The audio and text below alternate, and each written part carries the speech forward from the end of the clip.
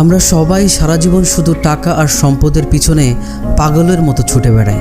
আসলে এই সম্পদ আর টাকা পয়সার ঠিক কতটুকু আমাদের জীবনে প্রয়োজন চলুন জানি। রহিম নামের এক কৃষকের খুব জমির লোভ ছিল।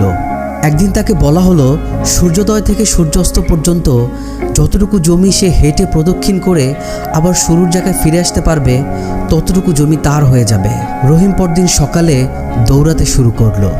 আরও বেশি জমি, আরও বেশি সম্পদের আশায় সে বিশ্রাম না নিয়ে মাইলের পর মাইল ছুটতে লাগলো।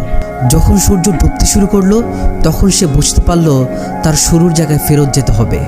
রহিম তার জীবনের শেষ বিন্দু শক্তি দিয়ে সে যেখান থেকে শুরু করেছিল সেই দিকে দৌড় দিল।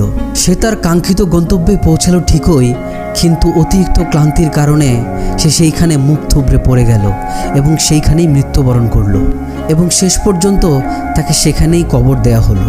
আসলে সারা জীবন দুনিয়ার সব কিছু পাওয়ার জন্য আমাদের নিজেদের শান্তি নষ্ট করে আমরা শুধু দুনিয়ার পিছনেই ছুটতে থাকি, কিন্তু দিন শেষে আমাদের জন্য বরাদ্দ শুধু মাত্র 3.5 হাত মাটির ঘর।